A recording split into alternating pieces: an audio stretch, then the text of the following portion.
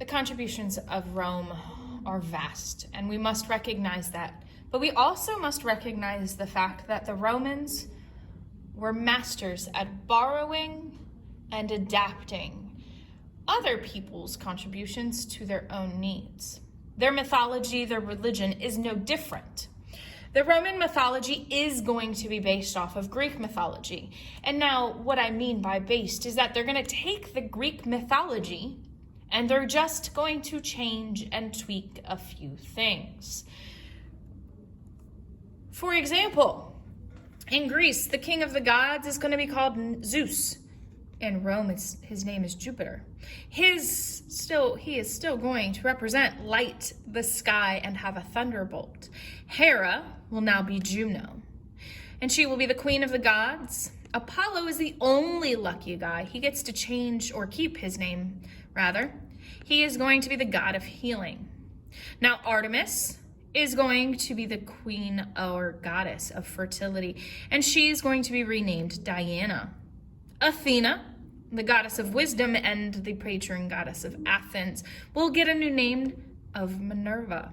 Aphrodite, the goddess of love and beauty, and all of her children will now be renamed Venus. Now, we are not any better than the Romans in certain aspects, for we have taken Jupiter and Venus and just renamed our planets. But just like in Greek mythology, Roman mythology is going to explain the natural phenomena, so nature, life events from birth to death and everything in between, and human qualities of what you do, your personality. Are you a flirt? Are you smart? Are you good at hunting? Are you good at music? Are you a medical profession? All of these things, all of their gods and their goddesses will be able to explain those things that happen. But not just those contributions. The other contributions that occur are in literature. We have a gentleman named Virgil. Now, we had Homer who wrote about the Trojan War, and now we have Virgil writing about the Trojan War again in a story called the Aeneid. He is going to write a story of a man, a Trojan, who is going to Italy, the Italian peninsula, and he is going to be one of the many ancestors of Romans and the journey between Troy and Rome. In science, we have Ptolemy. Ptolemy is an astronomer. He is going to believe in the geocentric theory, that the Earth is the center of the universe, and not the heliocentric, where the sun is the center. In architecture, we have the Roman Forum. Now, the Roman Forum is going to be exactly what you think of when the government is in question.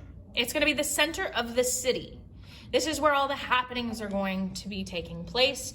The government centers and buildings will be there, so you can visit one area of the city to get all of your needs met. The Roman arch is going to both be economic and material friendly, along with the idea of making something beautiful. This archway is going to make a doorway or a window with no beams. So it's going to save money in the materials. It's going to be pleasing to the eye. And I will be able to make my buildings bigger and safer. The aqueducts will provide water, clean water, from far off places to the busy cities. Now, the busy cities are busy with people who have to urinate and defecate. So the rivers are disgusting and filled with defecation and disgustingness. This ability to build an aqueduct allows for people to get fresh water, to drink, to bathe, to cook with, without the fear that there might be poop in your water. And finally, we have the Pantheon.